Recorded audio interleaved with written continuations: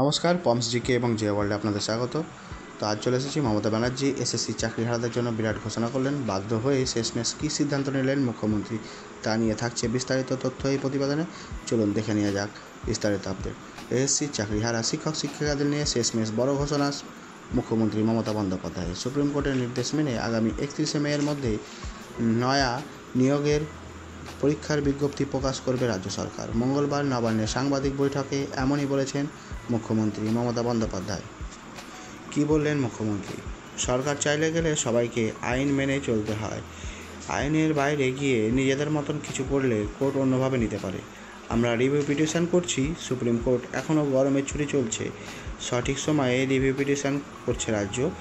সেই আবেদন কারো চাকরি যাওয়ার কথা বলা হয়নি, আমাদের একটা সময় বেঁধে দেওয়া হয়েছে, অর্থাৎ সেই পিটিশনে কোনো চাকরি যাওয়ার কথা বলা হয়নি। 31শে মে পর্যন্ত আমাদের সময় বেঁধে দিয়েছে। যারা চাকরি করছেন তাদের চাকরি থাকার কথাই বলা হয়েছে।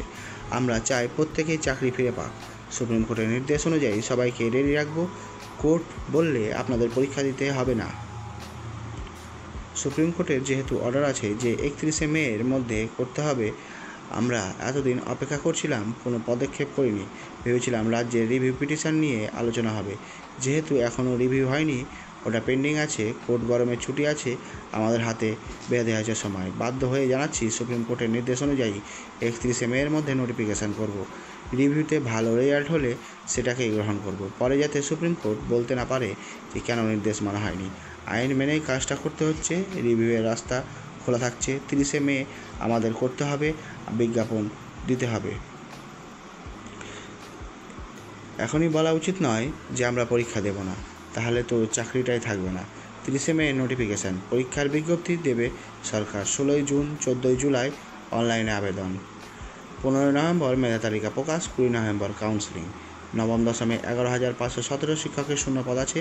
একাদশ দ্বাদশে 6,912 জন শূন্যপদ। বয়সের জন্য আটকাবে না, প্রত্যেকেই পরীক্ষায় বসতে পারবেন।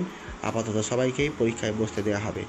তো এই ছিল মুখ্যমন্ত্রীর আজকের যে প্রেস কনফারেন্স, তার বিস্তারিত তথ্য। তো এরকমই আরও আগামীতে তথ্য পেলে আপনাদের সামনে নিয়ে উপস্থিত হব। ততক্ষণ পর্যন্ত পমস জিকে এবং জিআই ওয়ার্ল্ডের সঙ্গে থাকবেন। ভিডিওটি আপনাদের ভালো লাগলে অবশ্যই লাইক এবং প্রিয়জনদের দেখবার উদ্দেশ্যে শেয়ার করতে পারেন এবং চ্যানেলের সাথে দয়া করে যুক্ত হবেন। Thank you, watch again.